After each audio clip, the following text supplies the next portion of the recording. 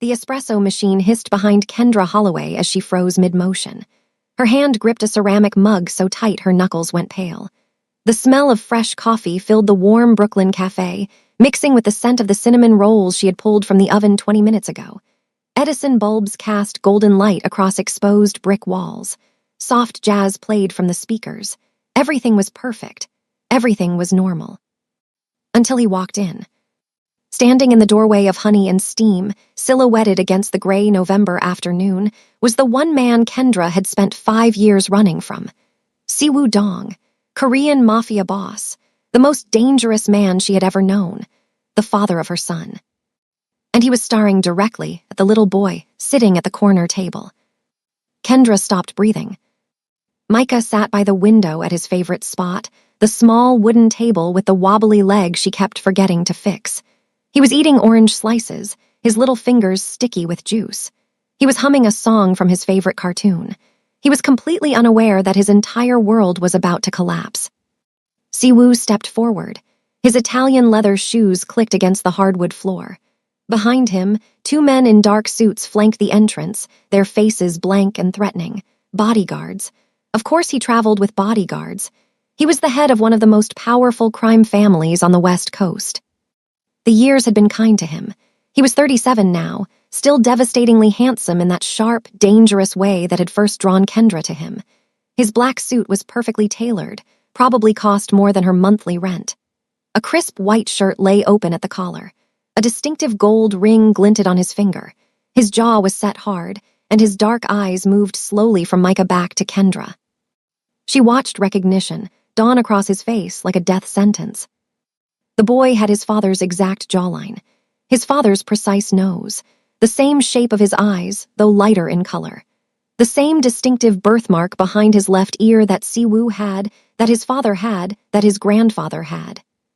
5 years of hiding. 5 years of building a new life. 5 years of carefully constructed lies and fake names, and looking over her shoulder every single day. All of it crumbled in 3 seconds. The mug slipped from Kendra's fingers. It shattered on the floor behind the counter, and she barely heard it. Her heart was pounding so loud it drowned out everything else. The jazz music, the chatter of the few remaining customers, the hiss of steam from the espresso machine. Siwoo's expression was unreadable, cold, calculating, the same mask he wore when he was conducting business, the same mask he wore right before he did terrible things to people who betrayed him. Kendra had seen that mask before. She knew what it meant. Before we continue with this story, I need you to do something for me. This story is about secrets, sacrifice, and a love that refuses to die no matter how hard you try to kill it. If you have ever kept a secret to protect someone you love, if you have ever run from something that terrified you, I need you to hit that subscribe button right now. I pour my heart into these stories, and it genuinely hurts when people watch without subscribing. Please, just take 1 second and subscribe. It's free, and it means the world to me. Also, drop a comment telling me which city you are watching from. I want to know where all my amazing viewers are located. Now, let's continue. Kendra forced herself to move. She bent down and started picking up the broken pieces of the mug, using the motion to hide her shaking hands. Her mind raced through options. The back door led to the alley. She could grab Micah and run, but Siwoo's men were already positioned at the entrance. There was no way out. She was trapped. When she stood up again, Siwoo had moved closer. He was standing in the middle of the cafe now, maybe 15 feet from Micah's table. The other customers had gone quiet, sensing the tension in the room. An older woman clutched her latte and stared. A young couple exchanged nervous glances. One of Siwoo's bodyguards stepped forward and spoke quietly to the remaining customers. Kendra could not hear what he said, but within 2 minutes, the cafe was empty except for her, Siwoo, his men, and her son. Micah finally looked up from his orange slices. His face was sticky and happy, and Kendra's heart shattered into a million pieces. He was so innocent, so unaware. He had no idea that the imposing man in the expensive suit was about to change everything. "Mommy, who is that man?" Micah asked, his voice curious and unafraid. "Why does he look so serious?" Kendra opened her mouth to answer, but no words came out. Siwoo's voice cut through the silence like a blade. Low, controlled, lethal. How old is he, Kendra? She gripped the edge of the counter. Her legs felt like they might give out. She had practiced this moment in her nightmares 1,000 times, but nothing prepared her for the reality of it. He is 4, she lied, forcing her voice to stay steady. His father was someone I dated after I left California. You do not know him. Siwoo tilted his head slightly. His expression did not change, but something flickered in his eyes. Something dangerous. I see, he said quietly. Then he reached into his jacket pocket. Kendra's heart stopped completely. Her body tensed, ready to throw herself in front of Micah, ready to do whatever it took to protect him. But Siwoo did not pull out a weapon. He pulled out his phone. He swiped through it slowly, then turned the screen to face her. On it was an old photograph. A little boy, maybe 5 years old, standing next to an elderly Korean woman in front of a traditional house. The boy in the picture had the same jawline as Micah, the same nose, the same eyes. It was Siwoo as a child, and the resemblance to Micah was undeniable. My grandmother passed away last month, Siwoo said, his voice carefully controlled. I was going through her photographs, preparing for the funeral. I kept looking at this picture, feeling like I was missing something, like I was forgetting something important. He paused. Then 3 days ago, I was in this neighborhood on business. I glanced through your window and saw a little boy sitting at that same table, eating an apple, and I realized why this photograph had been haunting me.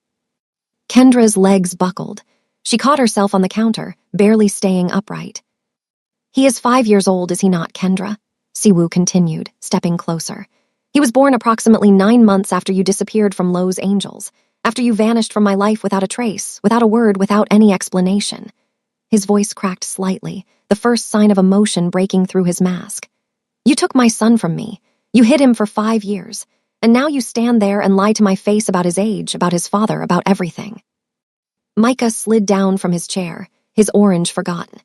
He walked over to Kendra and grabbed her hand, looking up at her with confusion and concern. Mommy, why are you crying? Kendra touched her face and realized tears were streaming down her cheeks. She had not even noticed. Siwoo crouched down so he was at Micah's eye level. His entire demeanor transformed instantly. The coldness melted away. His voice became soft and warm. Hello, little one, he said gently. My name is Siwoo. I am an old friend of your mother's from a long time ago. What is your name? Micah, the boy answered, still holding Kendra's hand. Micah Holloway, are you really Mommy's friend? How come she never told me about you? Siwoo glanced up at Kendra, and his eyes were ice again. That is an excellent question, Micah, he said. Perhaps your mother can explain that to both of us. He stood up slowly, his gaze never leaving Kendra's face. I think you and I need to have a very long conversation, he said. And before you answer, before you even think about lying to me again, remember one thing. He stepped closer, close enough that she could smell his cologne, close enough that she could see the pain buried beneath the anger in his eyes. I have killed men for smaller betrayals than this one. I have destroyed entire families for less. But you, Kendra, you I loved, you I would have died for. And you repaid that love by stealing my child and disappearing like I meant nothing to you. He paused, letting the words sink in. So choose your next words very, very carefully. The story of how Kendra Holloway ended up pregnant by a Korean Mafia boss started with a flat tire on Sunset Boulevard 5.5 years ago. She was 26 years old back then, working as a pastry chef at an upscale restaurant in West Hollywood called Marigold. It was her dream job. She had worked her way up from dishwasher to line cook to dessert specialist over 3 years. Her cream brulee had been featured in Lowe's Angels magazine. Her chocolate souffle made grown men weep. She was driving home after a brutal double shift, exhausted and running on caffeine and determination. It was 2 a.m. The streets were mostly empty. She was thinking about the lavender honey cake she wanted to experiment with the next day when her front tire blew out near a nightclub she had never noticed before. No spare tire, dead phone battery, 2 a.m. on a sketchy stretch of Sunset Boulevard. Kendra stood beside her useless car and considered her options. She could walk to the nightclub and ask to use their phone. She could try to flag down a passing car. She could start walking the 3 miles to her apartment in Silver Lake and hope for the best. Before she could decide, a black Mercedes pulled up beside her. The window rolled down smoothly, and Kendra saw Siwoo Dong for the first time. He was 32 years old, impeccably dressed in a dark suit, handsome in a way that made her immediately nervous. He had sharp cheekbones and dark eyes and the kind of presence that made the air feel heavier. "Car trouble?" he asked. His voice was calm and polite, not threatening at all. Kendra nodded, keeping her distance from the car.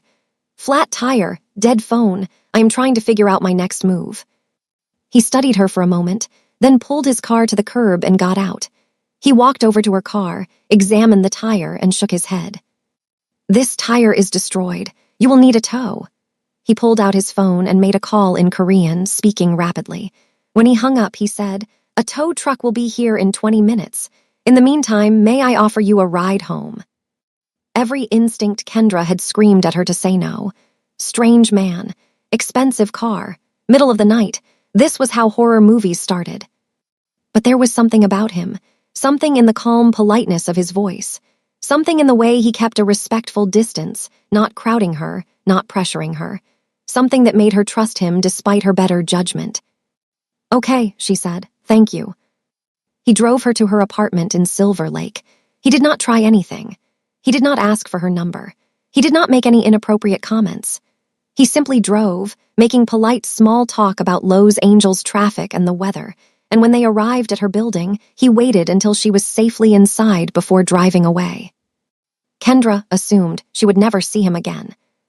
She was wrong. The next night, Siwoo showed up at Marigold. He was seated in her section of the restaurant, even though it was the dessert station and customers rarely requested to sit there. He ordered dinner, but barely touched it. When the dessert course came, he ordered everything on the menu. He came back the next night, and the next, and the next. For 2 weeks straight, Siwoo Dong came to Marigold every single night and ordered dessert. Only dessert. He would sit at the same table, eat her creations slowly and deliberately, and leave a tip that was larger than most people's rent. On the 14th night, Kendra finally approached his table. "Okay," she said, wiping her hands on her apron. "I need to know, are you stalking me or do you just really love chocolate?" Siwoo smiled. It was the first time she had seen him smile, and it transformed his entire face. The coldness melted away, replaced by warmth and something that looked almost like shyness. "Both," he admitted, "but mostly the first one, though your chocolate souffle is extraordinary." Kendra laughed despite herself. "That is either the creepiest or the most flattering thing anyone has ever said to me." "I am hopping for flattering," Siwoo said. "I apologize if I have made you uncomfortable. I simply could not stop thinking about you after that night. The way you handled yourself. The way you were clearly terrified but refused to show it. The way you thanked me like I had done something remarkable when all I did was offer a ride." He paused, looking down at his half-eaten creme brulee. "I do not meet many people who interest me," he continued quietly. "But you interested me from the first moment I saw you. I wanted to know more about you. I wanted to hear your voice again. I wanted to understand why you stayed in my mind like a song I could not forget." He looked up at her. "If I have overstepped, I will leave and never bother you again. But if there is any chance you might want to have dinner with me, not here, somewhere you are not working, I would be honored." Kendra should have said no. She knew nothing about this man except that he drove an expensive car and had excellent taste in desserts. He could be anyone. He could be dangerous. But she said yes. Their first date was at a small Italian restaurant in Los Feliz. Siwoo was charming and attentive and asked her more questions about herself than anyone had in years. He wanted to know about her childhood in Atlanta, about her culinary training, about her dreams and fears and favorite books. He listened like everything she said mattered. She learned he was a businessman. Import and export, he said vaguely. He had moved to Los Angeles from Seoul when he was 18, following his father. He had worked hard and built something successful. He did not elaborate on what exactly that something was. She did not push. She was too busy falling for him. Their relationship moved fast. Within a month, Kendra was spending most of her nights at his Malibu mansion, a sprawling estate on a cliff overlooking the Pacific Ocean. Within 2 months, she had a key and a closet full of clothes he had bought her. Siwoo was unlike any man she had ever known. He was powerful and controlled in public, commanding rooms full of people with just a look. But with her, in private, he was gentle, tender, almost vulnerable. He cooked her Korean dishes his grandmother had taught him, standing in his enormous kitchen in a white t-shirt and sweatpants, explaining each ingredient and its significance. He brushed her hair while she fell asleep, running his fingers through her braids with a reverence that made her feel treasured.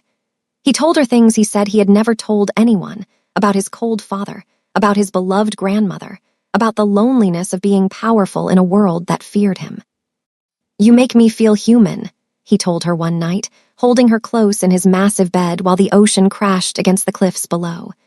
"Before you, I was just a machine, working, acquiring, controlling. You reminded me that there is more to life than power." Kendra believed him.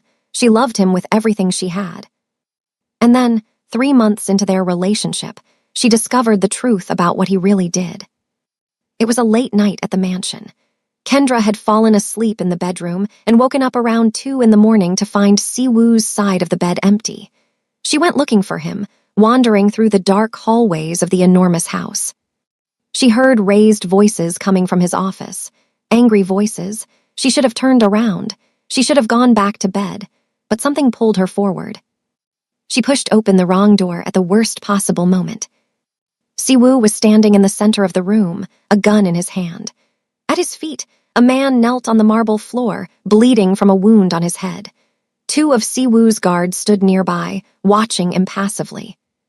Blood was pooling on the white marble, so much blood. Kendra gasped. Everyone turned to look at her.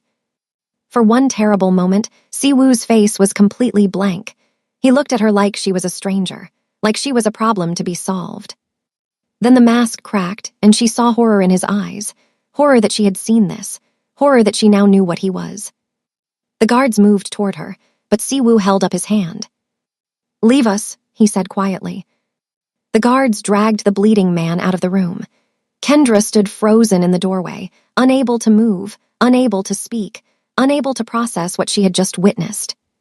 Siwoo set the gun down on his desk and walked toward her slowly, like she was a frightened animal he did not want to spook. "Kendra," he said softly, "I can explain." "You were going to kill him," she whispered. "Yes. You have killed people before."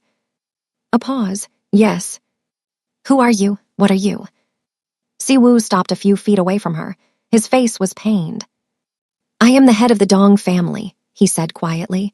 "We control most of the organized crime operations on the West Coast, gambling, money laundering, protection.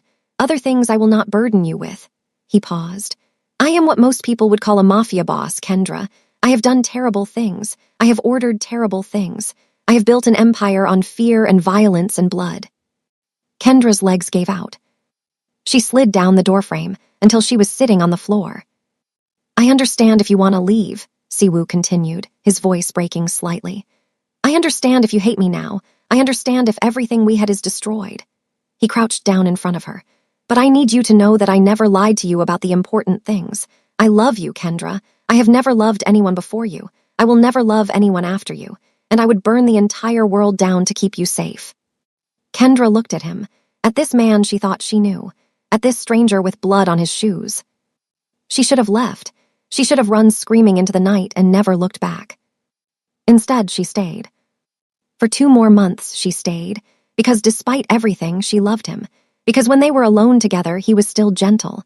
He was still the man who cooked her Korean food and brushed her hair and held her like she was precious. The violence existed in a separate world, one she tried not to think about. She told herself it was not her business. She told herself people were complicated. She told herself love was enough. Then she discovered she was pregnant. And everything changed. Kendra found out about the pregnancy on a Tuesday morning. She took 3 tests just to be sure, all positive. She sat on the bathroom floor of Siwoo's mansion and stared at those 2 pink lines and felt the entire world tilt beneath her. A baby. She was going to have a baby with a mafia boss, with a man who killed people. What kind of life would that child have? What kind of danger would they always be in? She knew she needed to tell Siwoo. She knew he would probably be happy. He had mentioned wanting children someday, mentioned wanting to build something that lasted beyond his criminal empire.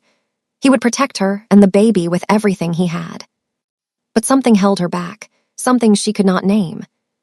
She decided to wait a few days, to process, to figure out how she felt before she told him. That night, everything fell apart. Siwoo was hosting a meeting at the mansion.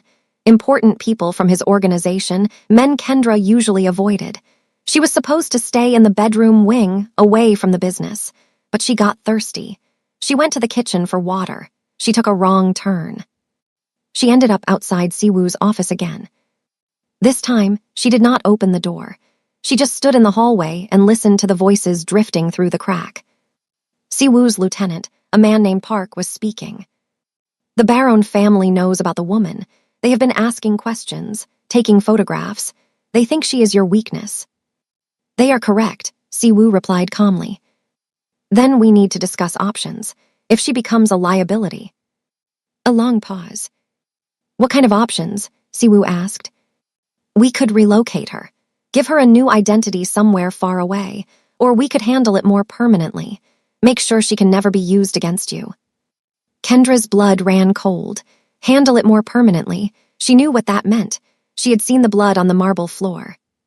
And if I am not willing to do either? Siwoo asked. Then you are putting the entire organization at risk. Sentiment is dangerous in our world, boss. You know that better than anyone. Another long pause.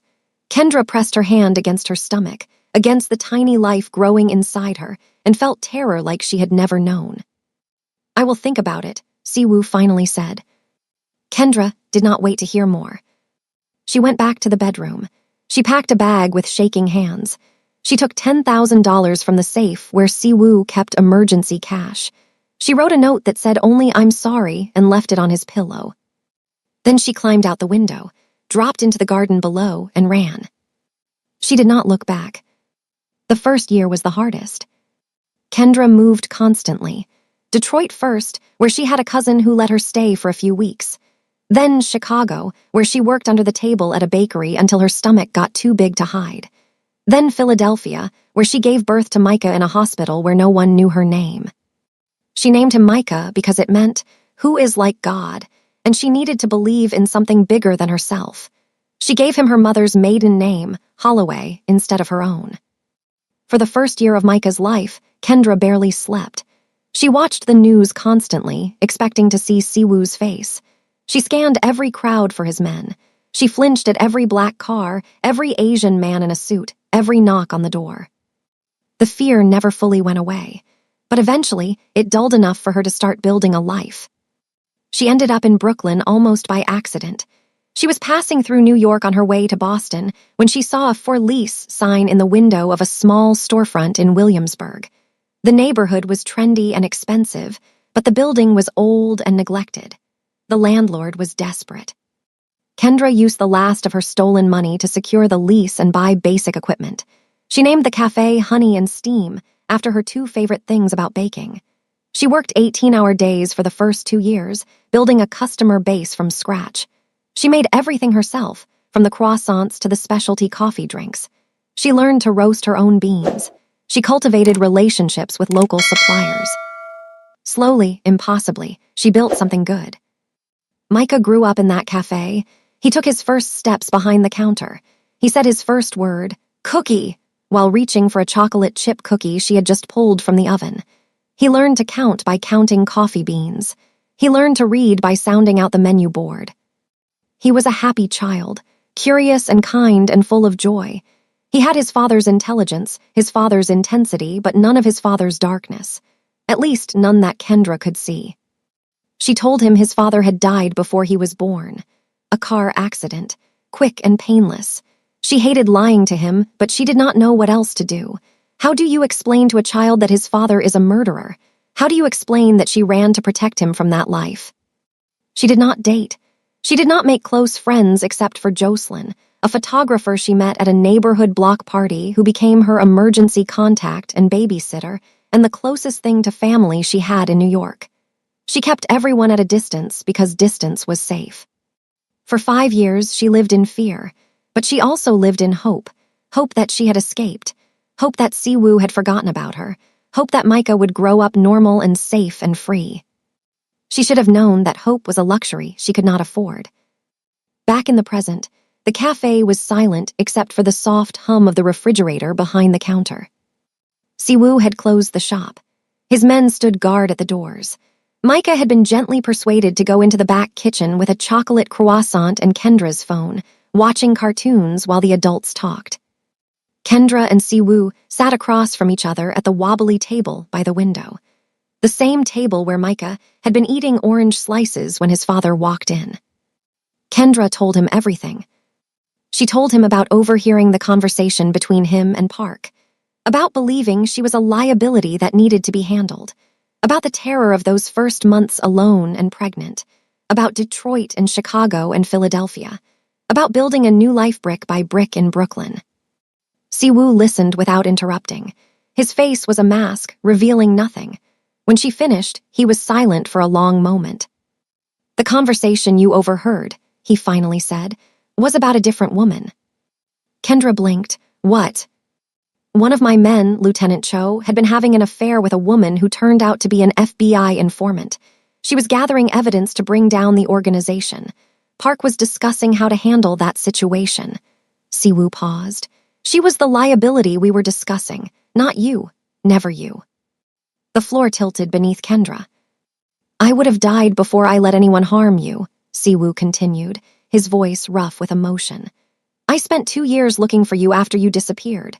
I hired private investigators on 3 continents. I could not eat. I could not sleep. I drove everyone around me insane with my obsession." He looked down at his hands. "And then I forced myself to accept that you did not want to be found, that you had chosen to leave me, that whatever we had was not enough for you." He looked up, and Kendra saw pain in his eyes. Real, raw pain. "I never imagined this, that you left because you thought I would kill you, that you spent 5 years hiding our child from me because of a misunderstanding." Kendra felt tears streaming down her face again. 5 years of running, 5 years of fear, 5 years of denying Micah a father. All because she misunderstood one conversation. "I am so sorry," she whispered. Siwoo's expression hardened. "Sorry does not give me back his first words. Sorry does not give me back his first steps. Sorry does not give me back 5 years of birthdays and Christmases and ordinary Tuesday mornings." He stood up abruptly, packing to the window and looking out at the gray Brooklyn street. "You made a choice based on fear and assumptions. You never asked me. You never gave me a chance to explain. You just ran." He turned back to face her. "Do you have any idea what that did to me? I loved you more than I have ever loved anything in my entire life, and you vanished like I was nothing." "You are a killer," Kendra said quietly. "I watched you point a gun at a man's head. What was I supposed to think?" "You were supposed to trust me." Siwoo's voice rose for the first time. "You were supposed to know that I would never hurt you. You were supposed to give me the benefit of the doubt." Kendra stood up too, her own anger rising. "Trust you? I watched you almost execute someone. How was I supposed to trust you after that?" "Because I loved you. Because I had given you no reason to fear me." "You had given me every reason. You are a mafia boss. Violence is your language." They stood there, glaring at each other across the small table, both breathing hard. 5 years of silence and fear and longing had exploded into this moment. Finally, Siwoo spoke again, his voice quiet. "Here is what is going to happen.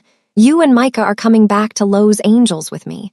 I have already had my lawyers begin custody proceedings. My son will know his father. He will know his heritage. He will be protected and provided for."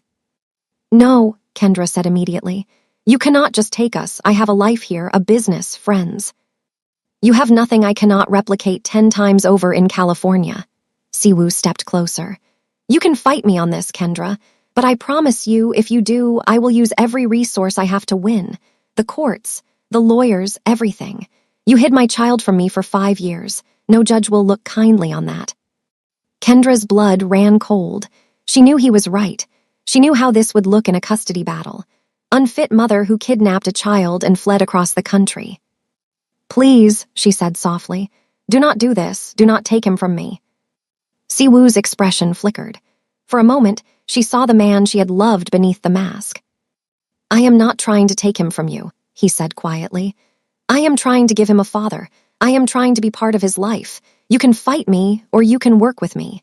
But either way, I am not leaving New York without my son." Kendra did not sleep that night. After Siwoo left, promising to return in 48 hours for her decision, she did what she always did when she was scared. She tried to run. She packed 2 suitcases, emptied the cash from her safe, bundled Micah into his warmest coat, and headed for the door. She did not make it 3 blocks. A black SUV pulled up beside her on Bedford Avenue. One of Siwoo's men rolled down the window. He was polite, almost apologetic. "Mr. Dong asked me to remind you that running will only make things worse," he said. "Please go home. Get some rest. He is not your enemy, Ms. Holloway." Kendra went home. The next morning, she called a lawyer, a family law specialist in Manhattan with excellent reviews. The lawyer listened to her story and gave her a blunt assessment. "You hid a child from his father for 5 years," the lawyer said. "In family court, that matters. It suggests you are willing to put your own wishes above the child's best interests. Combined with Mr. Dong's resources, I am sorry, but your chances of winning a custody battle are very slim." Kendra hung up feeling sick. She called her sister Denise in Atlanta. Denise, ever practical, told her to stop running and face the situation head-on. Micah deserved to know his father. Running would only make everything worse. She called Jocelyn. Jocelyn, ever protective, suggested calling the FBI and reporting Siwoo for his crimes. Kendra did neither of those things. Instead, she made a decision. She found the business card Siwoo had left behind, an address in Manhattan, a penthouse suite at a luxury hotel near Central Park. She arranged for Jocelyn to watch Micah for the afternoon. Then she took the subway into the city. The hotel was ridiculous, all marble and gold and crystal chandeliers. Kendra felt underdressed in her jeans and sweater, but she squared her shoulders and walked past the security like she belonged there. She took the elevator to the top floor. She stood in front of Siwoo's door. She knocked. When he opened it, she saw surprise flicker across his face. He was wearing a simple black shirt and dark pants, more casual than she had ever seen him. "I am not coming to Los Angeles as your prisoner," she said before he could speak. "If you want me and Micah in your life, you are going to do this my way." Siwoo studied her for a long moment. Then he stepped aside to let her in. "Tell me your terms," he said. Kendra walked into the suite and stopped cold. On the coffee table were photographs, dozens of them, pictures of her and Micah over the past 5 years, at the park, at the grocery store, walking to preschool, celebrating birthdays, at the cafe, at the beach in Coney Island last summer.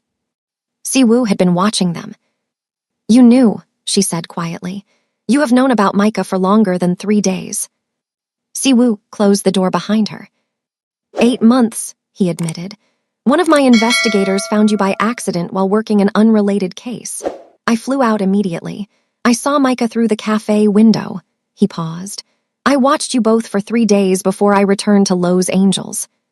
"Why did you wait? Why pretend to just discover him?" Siwoo walked to the window overlooking Central Park. The afternoon light made him look tired, older than he was. "Because I have enemies, Kendra. Enemies who would use you and Micah against me without hesitation.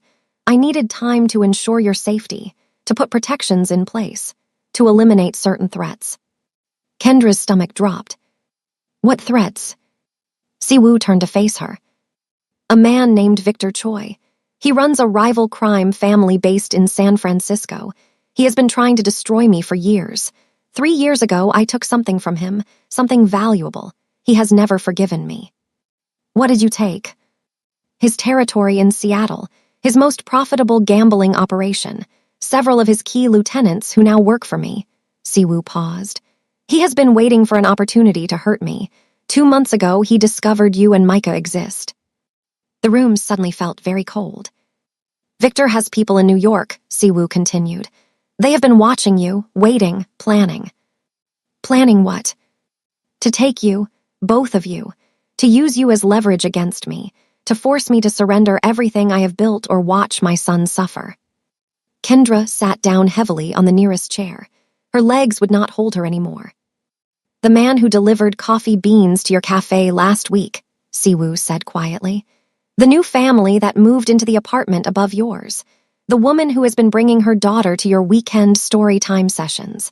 All of them work for Victor Choi. Kendra thought about Mrs. Patterson and her sweet little girl Lily. They had been coming to story time for a month. Micah loved playing with Lily. All a lie, all a trap. I did not approach you sooner because I was trying to find a way to keep you safe without disrupting your life, Siwoo said. I had my people watching Victor's people, intercepting their communications, sabotaging their plans, but Victor is running out of patience. He is planning to take Micah within the week. I cannot protect you from a distance anymore. As if on cue, Siwoo's phone buzzed. He looked at the screen and his face went pale. They moved up the timeline, he said. Victor's men just broke into your cafe. Kendra's heart stopped. Micah is supposed to be with Jocelyn. Where is he right now? I left him with her, at her apartment in Queens. Siwoo was already dialing. He listened for a long moment, his jaw tightening. Then he hung up. Jocelyn is not answering. The next 20 minutes were the most terrifying of Kendra's life. Siwoo transformed before her eyes. Gone was the conflicted ex-lover, the wounded father. In his place was the Mafia boss. Cold, efficient, lethal. He barked orders into his phone in rapid Korean. Within minutes, 4 black SUVs were waiting downstairs. Armed men poured out of rooms throughout the hotel. Weapons appeared from hidden holsters. They raced across the Williamsburg Bridge, weaving through traffic like it did not exist. Kendra sat in the back of the lead SUV, her fingernails cutting crescents into her palms. She could not stop thinking about Micah, about his smile, about his laugh, about all the things Victor Choi might do to her baby. Siwoo kept calling Jocelyn.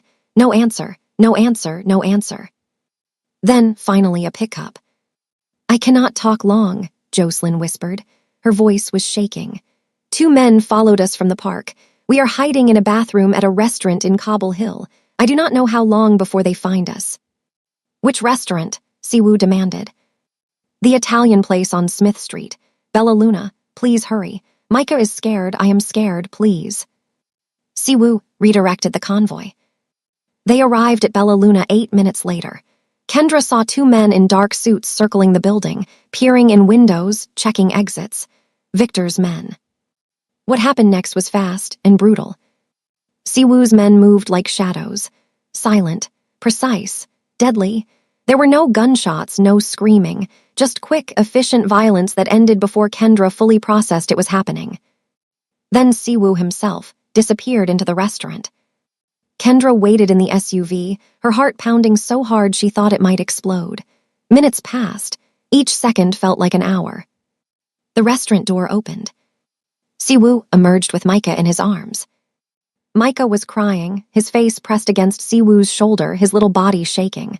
But he was alive. He was safe. Kendra threw open the car door and ran. Mommy! Micah reached for her as soon as he saw her. Siwoo handed him over gently, carefully, and Kendra held her son so tight she was probably hurting him. It is okay, baby, she whispered into his hair. Mommy is here, you are safe, everything is okay. She looked up at Siwoo. His face was a mask again, but his eyes were not. She saw fear in them, real fear, and relief, and something deeper, something that looked like love. I will kill anyone who tries to hurt him, Siwoo said quietly. Anyone. Kendra believed him completely. Jocelyn stumbled out of the restaurant behind them, pale and shaking, but unharmed. She ran to Kendra and Micah, wrapping her arms around both of them. I am so sorry, she kept saying. They came out of nowhere. I did not know what to do. You did everything right, Kendra told her. You kept him safe. Siwoo was back on his phone, issuing more orders. His men were loading the unconscious bodies of Victor's people into one of the SUVs, cleaning up the scene. Then his phone buzzed again. He read the message and went very still. We need to move, he said. Now. What is it? Kendra asked. Siwoo met her eyes. His expression was murderous. Victor has Jocelyn's sister. He is offering a trade, her life for Micah. Jocelyn collapsed against the SUV. Naomi. Oh my God, Naomi. Naomi was Jocelyn's younger sister, a nursing student at Columbia. She had nothing to do with any of this. She was just a 23-year-old girl trying to finish her degree. How did they know about her? Kendra demanded. They have been watching all of us, Siwoo said grimly. They know everyone connected to you, everyone you care about. He turned to Jocelyn. I will get your sister back, I promise you, but I need you to trust me. Jocelyn nodded, tears streaming down her face. They spent the night at a safe house in New Jersey, an unremarkable house in an unremarkable suburb, surrounded by Siwoo's men. Micah, exhausted from the trauma, fell asleep in Kendra's arms almost immediately. Kendra and Siwoo sat at the kitchen table, planning. I will not trade Micah, Siwoo said flatly. That is non-negotiable. I would never let you, Kendra replied. But we cannot leave Naomi to die either. We will not. Siwoo pulled out his phone and made a series of calls. When he finished, he explained the situation. For 8 months, while he was monitoring Victor's surveillance of Kendra and Micah, he was also building a case. Financial records showing Victor's illegal activities, witness testimonies from former associates, recorded conversations that would put Victor away for life. I was planning to use this as insurance, Siwoo said. A guarantee that Victor would never touch you or Micah, but if he wants a confrontation, I will give him one. The meeting was set for the following night, an abandoned warehouse in Newark. Victor would bring Naomi, Siwoo would come alone. Except he would not really be alone. The next night, Kendra watched from a surveillance van as Siwoo walked into the warehouse. He was wearing a wire. His men were positioned throughout the building, hidden but ready. Inside, Victor Choi waited with 6 of his men and Naomi, bound to a chair. Victor was a thin man in his 50s, elegant in a way that belied his cruelty. He smiled when he saw Siwoo. Where is the boy? Safe, far from here. Siwoo stopped 10 feet away. Let the girl go, Victor. She has nothing to do with this. She has everything to do with this. She is leverage. Surely you understand leverage. I understand that you are making a mistake. Siwoo reached into his jacket. Victor's men raised their weapons, but Siwoo only pulled out a phone. I have copies of this information in the hands of federal prosecutors in Los Angeles, San Francisco, and New York, Siwoo said calmly. I have copies with journalists at major publications. Everything, your finances, your operations, your murders, all documented, all admissible. Victor's smile faltered. If Naomi is not released unharmed in the next 60 seconds, all of it goes public. Your organization will be destroyed. You will spend the rest of your life in a federal prison. And everyone who ever worked for you will scramble to make deals, giving up more information to save themselves. Silence. Victor's face contorted with rage. You are bluffing. Try me. 30 seconds passed. Victor's men looked nervous. One of them lowered his weapon slightly. Fine, Victor spat. He nodded to one of his men who cut Naomi's bonds. She stumbled toward Siwoo, who guided her toward the exit where his men were waiting. But as she passed, Victor grabbed her arm. This is not over, he hissed at Siwoo. Your woman and your boy will never be safe. I will find them eventually, and when I do... He did not finish the sentence. Siwoo moved faster than Kendra had ever seen anyone move. One moment he was standing still. The next, Victor was on the ground, bleeding. You will not find them, Siwoo said, his voice ice cold, because you will be in federal custody within the hour, and if by some miracle you ever get out, I will be waiting. His men flooded the warehouse. Victor's people surrendered without a fight. It was over. Naomi ran to the van where Jocelyn was waiting. The sisters embraced, both sobbing. Kendra watched Siwoo walk out of the warehouse as the sun rose over Newark. He was bruised, exhausted, but victorious. He had saved Naomi. He had protected Micah. He had destroyed his enemy. He had done terrible things to do it, but he had done them for her, for their son. Kendra got out of the van and walked toward him. Come home with me, Siwoo said quietly. To Los Angeles, not as prisoners, as family. Let me spend the rest of my life making up for the years I lost. Let me be Micah's father. Let me try to be the man you once loved.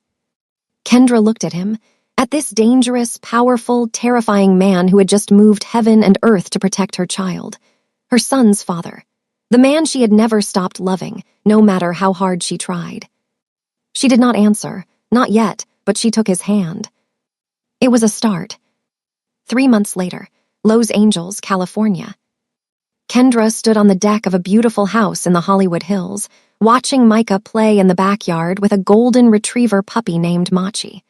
The sun was setting over the city, painting everything gold and pink. The Pacific Ocean glittered in the distance.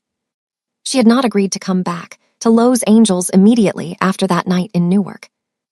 First, she made Siwoo prove himself. He flew to Brooklyn every weekend for 2 months. He sat in her tiny cafe and ate pastries and watched Micah with wonder in his eyes. He learned how to braid Micah's hair, badly at first, then better with practice.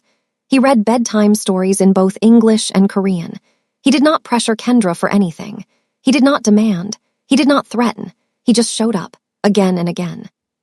Slowly, Kendra's walls came down. She remembered why she had fallen in love with him in the first place. The gentleness beneath the danger. The way he looked at her like she was the most precious thing in the world. The way he made her feel safe even when everything around them was chaos. She watched him with Micah, the patience, the tenderness.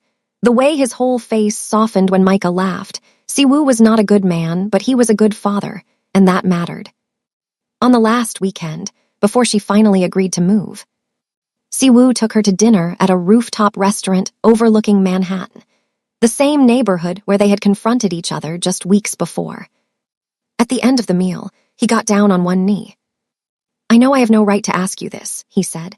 "I know I come with danger and complications and a past stained with things I cannot undo, but I love you, Kendra. I have loved you for 7 years. I never stopped loving you, not for a single day. I will love you until they put me in the ground." He pulled out a ring, simple, elegant, a single diamond that caught the light. "Will you let me spend the rest of my life proving it?" Kendra looked at him, at this man who had broken her heart and put it back together, at this man who had hunted her across a continent and then laid his empire at her feet, at this man who would kill for her, die for her, and also learn to braid her son's hair just to make him smile. She said yes.